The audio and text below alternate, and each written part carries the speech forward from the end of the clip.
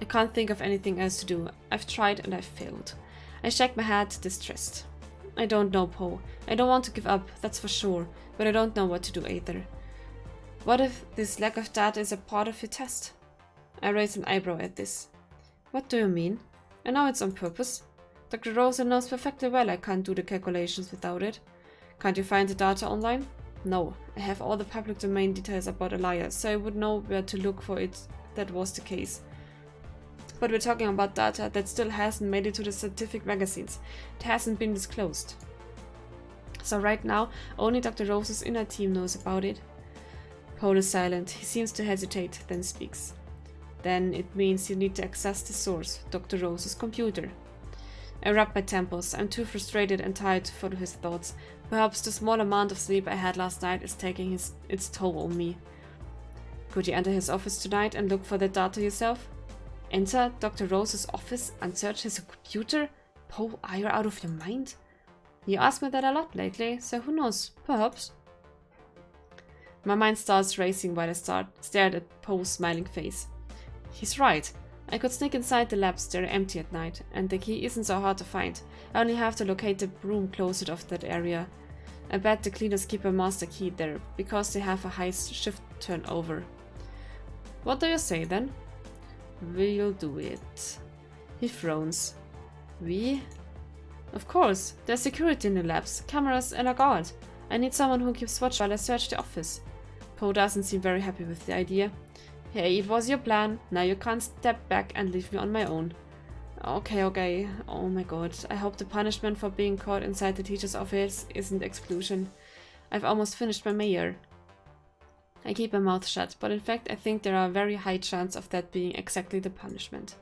Of course we just need to go get caught and everything will be alright. We met half an hour later. We tell the janitor I've forgotten my house key at my departments and I can't go back home without them because I live on my own.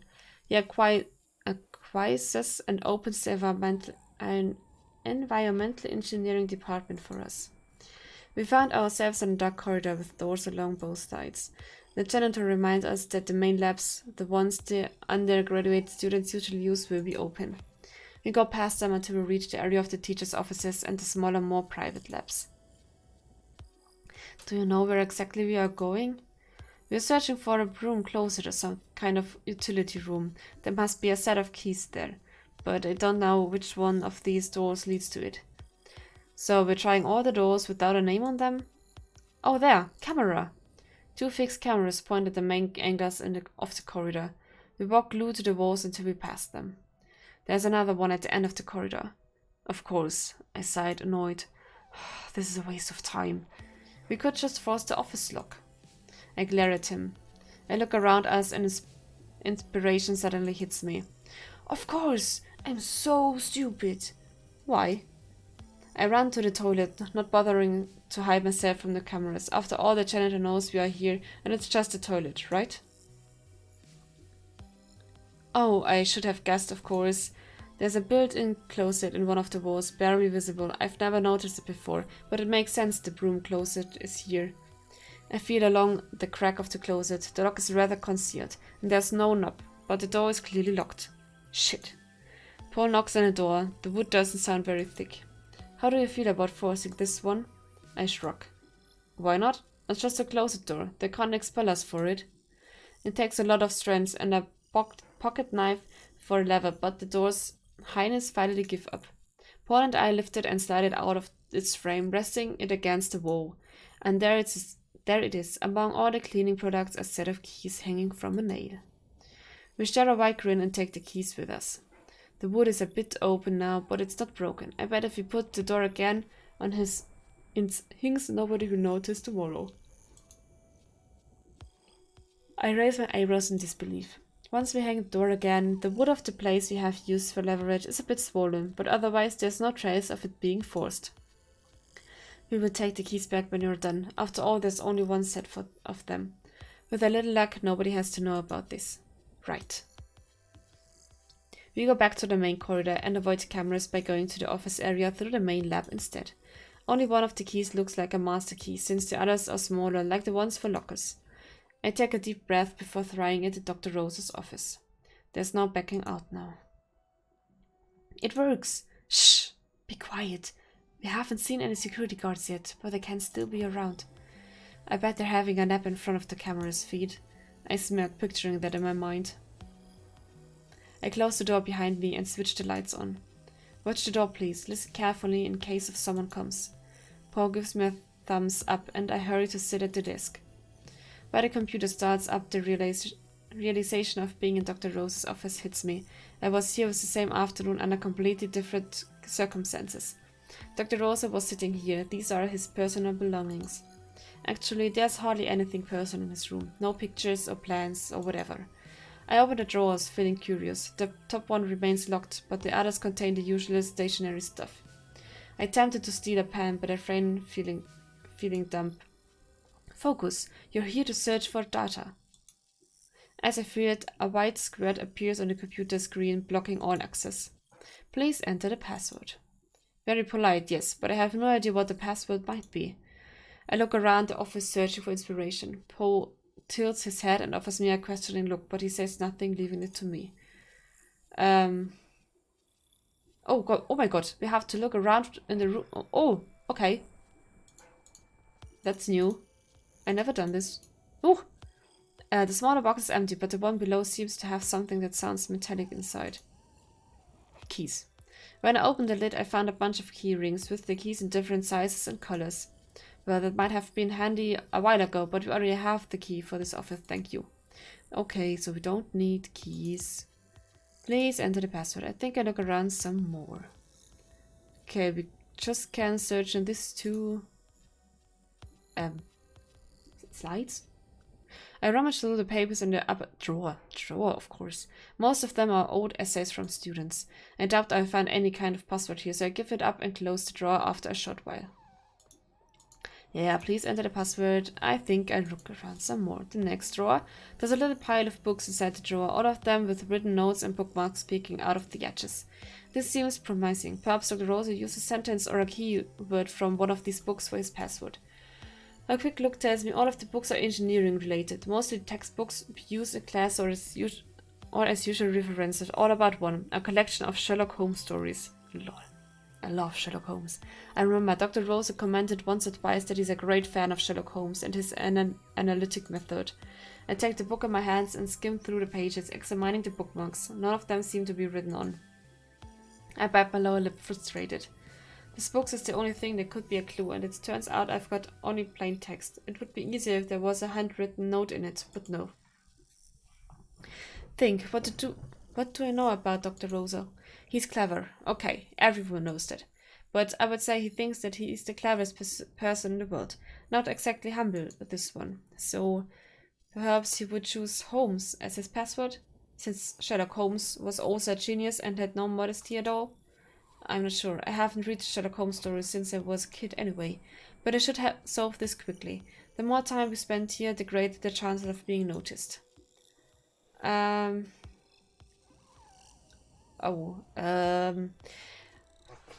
If it... Paul didn't know. Didn't know? Paul don't know Professor Rosal. Didn't he? I'm not sure about this. But when I ask Paul now about his opinion, we lost time. So I would write a password. Maybe it's Holmes. But Dr. Rosa thinks he's the smartest of all. So Holmes was the smartest of the detectives. So maybe it's Holmes. Write a password. What? Holmes, Mycroft, Irene? Where's Mycroft? Who's there? I'm sorry for my German. Sometimes. Who is Mycroft?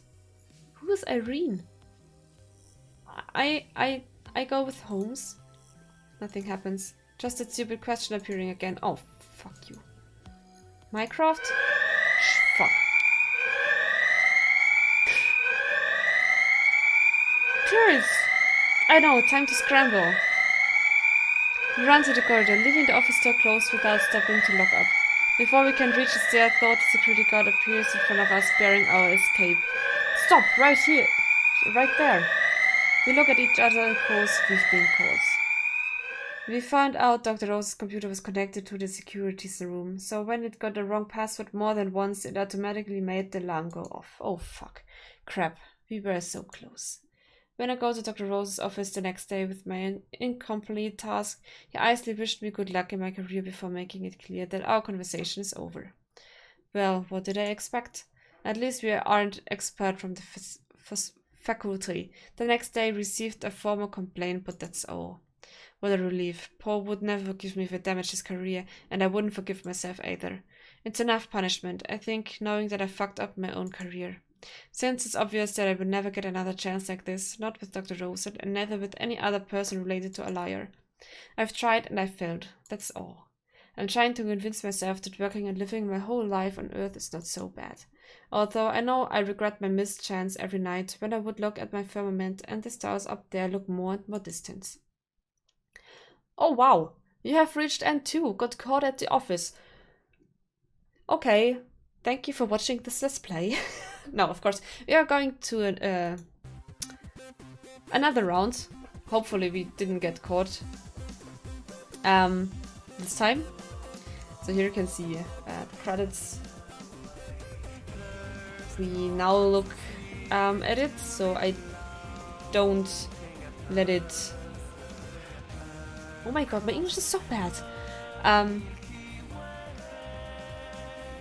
We look at it now, so I don't have to play it another time. So we just listen to the music and reading all names here. Like, oh, that's our the Patreon. Oh, I have to stay here as well. Maybe I'm there. Oh man, I didn't... Oh.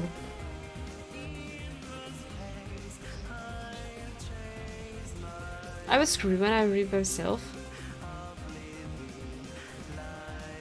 Oh, Cloud was also in there. Door fighter.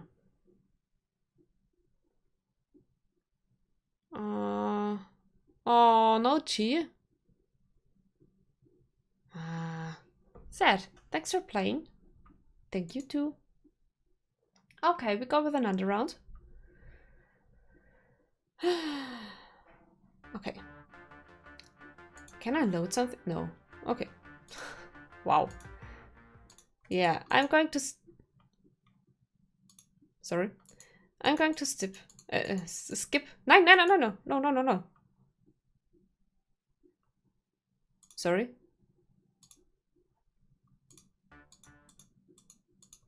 I clicked something wrong. Here. Skip. Skip.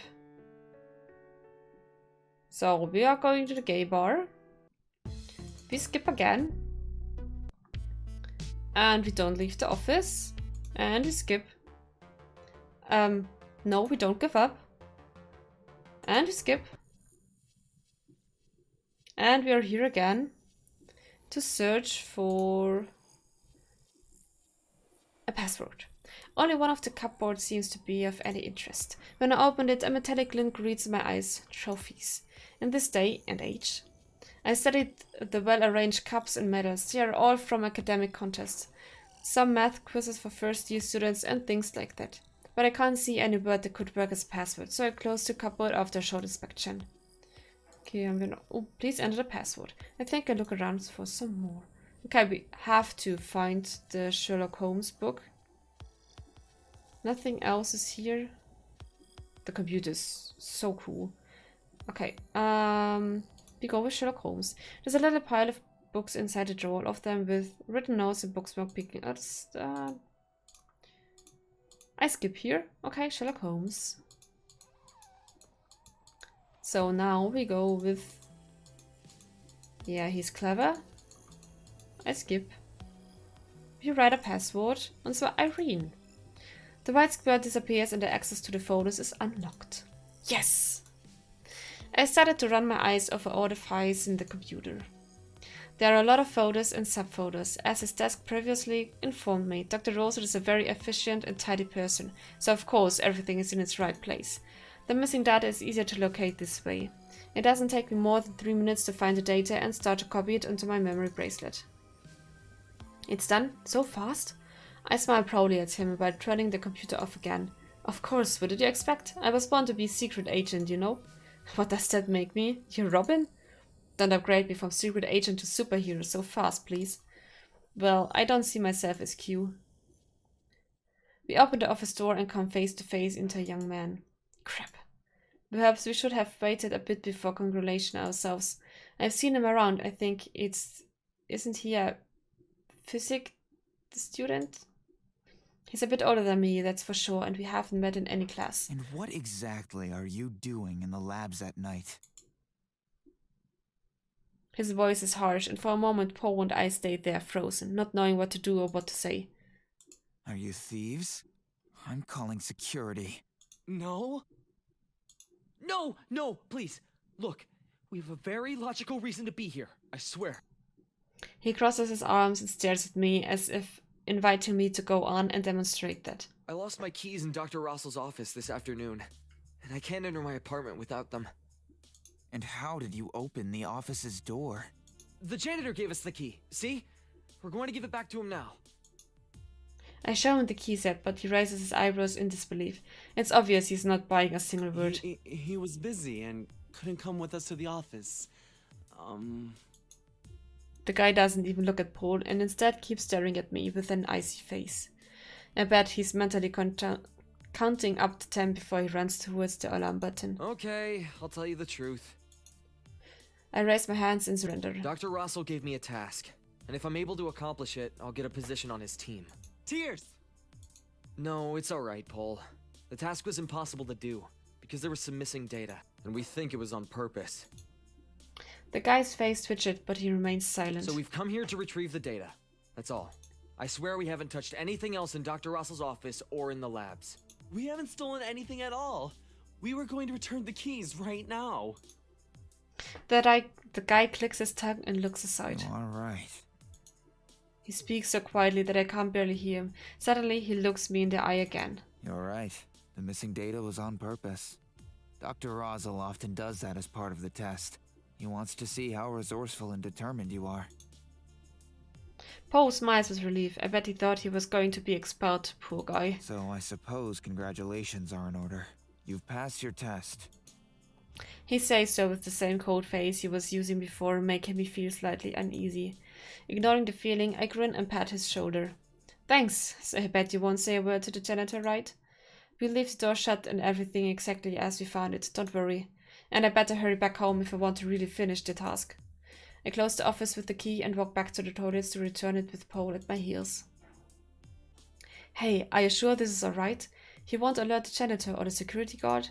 Nah, I don't think so. I'm pretty sure he's in Dr. Rose's team. I've seen him around here before. The uneasiness doesn't leave me while we set the close the door in the toilet almost as it was before and go back to the building entrance. We say goodbye to the janitor with relieved smiles. Nobody has stopped us and no alarm has been heard. Still, I make sure to have a word with this guy tomorrow when I go back to Dr. Rose's office. Paul and I part ways, my friend already joining, and I can finally come back home, excited to work on my task, now with all the data within my grasp. Even with all the details, doing the calculation and arriving at a final conclusion isn't easy at all, and I end up working until the first light of dawn. To my surprise, the guy from last night is in Dr. Rose's office when I knock on his door the next day. In fact, he's the one who opens the door for me, while our teacher is talking to the phone and giving us his back. Hey, thank you for last night. He shrugs, building the same cold expression as the day before. I'm starting to wonder if he ever smiles. It's okay. Come in, Tears. Dr. Rosal has finished his phone call, it seems. Have you met Bill before? He's in a different field, biodiversity, but he's also working with me. So that's why he looked familiar, but we hadn't shared any classes. I wonder what his task is in Dr. Rose's team. Bill nods as a greeting and leaves the office, closing the door behind him. I approach Dr. Rosal and place my memory bracelet near his computer. He arches one eyebrow with a half smile, tugging a corner of his mouth before clicking to accept the data transfer. So you managed to find a solution? Let's see what we have here. Hold on, sit down, please, while I read your report. I do as he says, and I can't help but smirk. I don't want to look smug in his eyes, but I feel really satisfied with myself right now. His eyes scan the screen for barely 2 minutes before a wide smile appears in his face. Well, not bad. His solution is not the one we finally decided on, but I must admit it was one of the few we discussed before finding the perfect one. He doesn't mention the missing data. Ha! Does it mean I passed the test? He gets up from his chair and offers me his hand for a handshake. Welcome to the team. Yahoo! This is so great. I'm so happy for you, Turs. Ha! I know. I can't stop grinning. We're having a round of beers to celebrate and everyone comes to pat my back to congratulate me. When it's again my 2 best mates and me alone at our table, I can't stop telling overly excited. And you know, Mark is really a genius. Mark? Since when is Dr. Rosal Mark? She and Paul look at each other, then start laughing at me. He told me to call him Mark, okay? Stop laughing. When I finally got all the data lying there in front of me, at first I didn't know what to do. Man, the temperature in Alaya might be similar to Earth, but the precipitations can be the same rain we've got here or suddenly change into strong solid amounts of acid. Even the hailstones with the same chemical composition as ours can be really extreme and hard to handle. Wow, thank God people will be covered by a dome. Yes, of course. When the weather is fine, we were able to go outside the dome with just an oxygen tank. But this thing designed a dome that will be resistant enough to the precipitations, while at the same time allowing the sunlight to come through. And durable, of course. It has to be designed to at least for some centuries. And has Dr. Rose's team managed to do that? Well, of course they're still working on it, but the solution Mark has found is making a double-layer dome. The first layer will protect the city below from the destructive precipitations. It's my favorite word. But at the same time will allow the rainwater to filter. The second inner layer will help to support the outer one to maximize the light fed by it. So the inhabitants won't have a decrease of light due to this system. So it won't feel as living inside a greenhouse? No, not at all. It will be like living outside and getting the sunlight directly, or so we hope. Paul and Lilla jiggle again, and I suppose it's because that we I've used. Hey, they can mock me as much as they want, I'm already a member of the team. And the rainwater will go down between the 2 layers, and be collected to be used for the inhabitants' needs. Isn't it genius? Was it Mark's idea? Yes, it was. Lilla raises her empty beer with a grin. Alright guys, vote to continue this somewhere else. It's almost dinner time. I can feel all the exhaustion catching up with me at that very moment.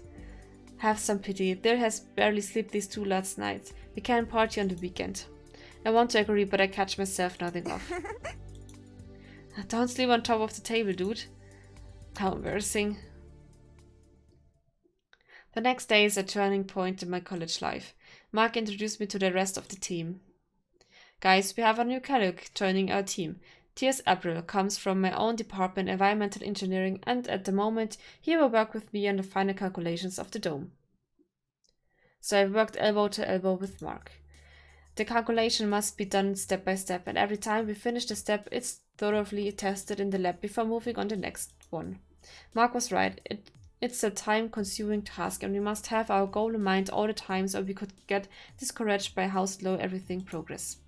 But we can't rush it when we have the lives of millions of people in our hands. I start to spend all the time I have outside of my lessons in the team's lab.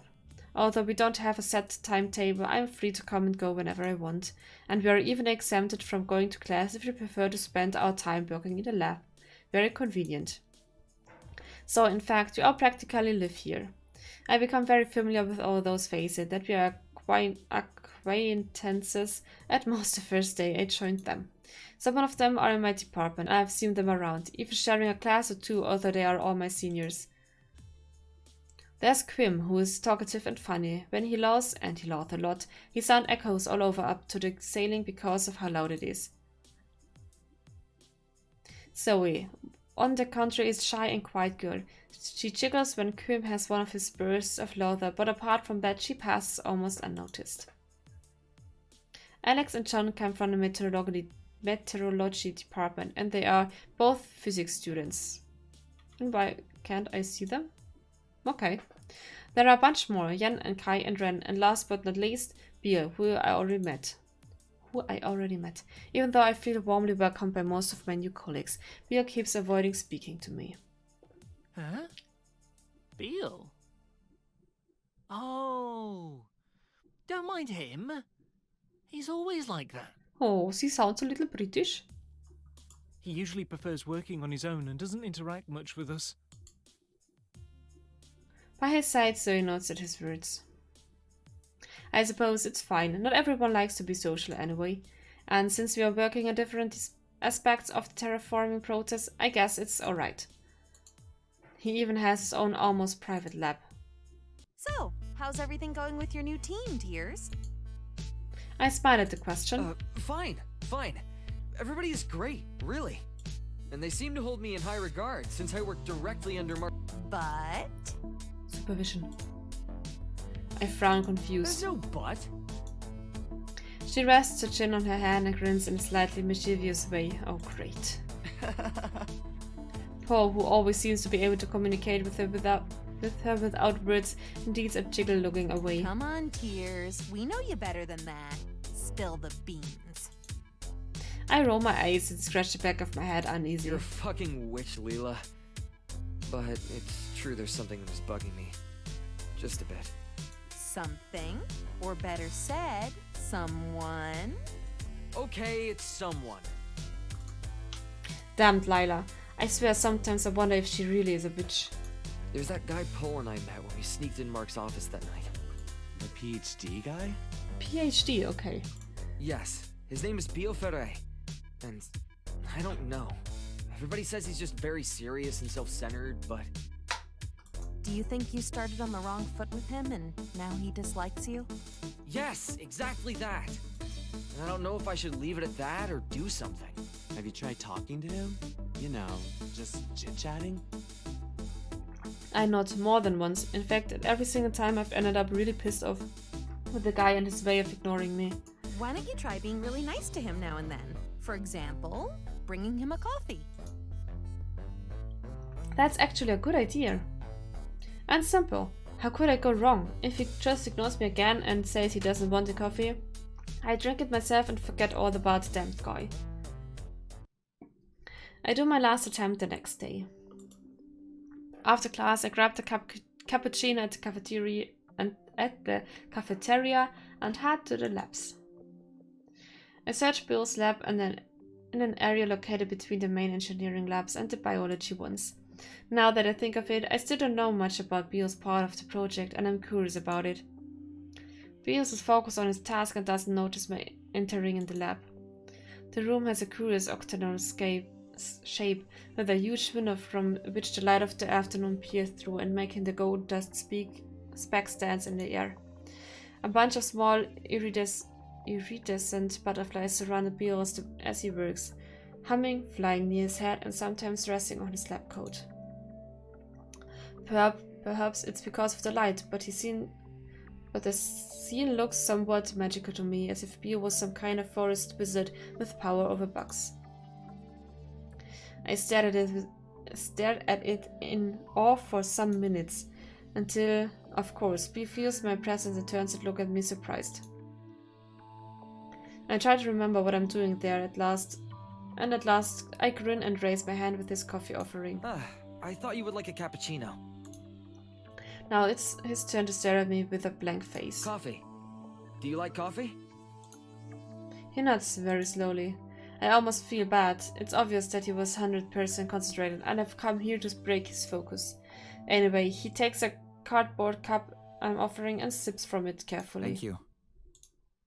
He speaks with a soft and low voice, and I'm certain he wants nothing else but to go back to whatever he was doing and forget about my presence. So, before he turns again into his desk, I try to break the awkward silence and point to the huge territarium behind him. This is what you're working on? It's kind of impressive. He arches an eyebrow as if doubting my words. It is?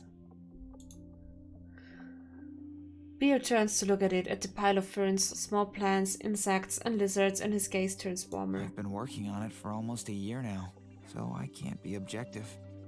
What does this terrarium got to do with Alea anyway? Sorry, but I don't know what exactly is your part in the project. He keeps looking at his bugs and plants instead of looking at me, but I guess it's alright. He seems completely in his element here, surrounded by his butterflies and moths. This tank part represents the future biosphere of Alaya, of the part of it that's going to be inhabited by humankind. I'm trying to create an ecosystem that works well with the air density inside the dome. It's going to be slightly different from Earth's, right? Yes, only slightly, true, but that makes it difficult for some species to adapt, so I'm trying to find the most varied ecosystem possible to export to Alaya. I study the variety of plants and small animals inside the terrarium. I'm not an expert, but I can count at least 20 kinds of plants and ferns. And the amount of insects and reptiles is nothing to laugh about either. Will we have trees? He nods. Yes, of course. We have already found around 10 species of trees that are resistant enough to adapt to Alaya's conditions. That's another person's work, but of course I help supervise it. I'm really looking forward to see the outcome. All of it fitting together. A light smile tugs the corners of his mouth, and it's the closest I've ever seen him to actually smiling. Me too. These little guys here are dying to fly and reproduce in the real Alaya. I smile fondly at him. Then he turns to look at me in the eye and seems suddenly disconcerted. Thanks for the coffee, but now I really have lots of work to do. It's a bit disappointing, but a nod anyway. Of course. Me too. His gaze is cold and distant at once when he looks at me. So of course my only option is leaving. That afternoon while at work I can't help but bite my lower lip and wonder what I'm doing wrong, why it is that he dislikes me. Perhaps it's just that I'm not as interesting as his books. If that's the case, there's nothing I can do and I shouldn't feel bothered about anymore. Although it's a pity. Pete is very intelligent and, I must admit, also attractive. It would be nice if we get along better.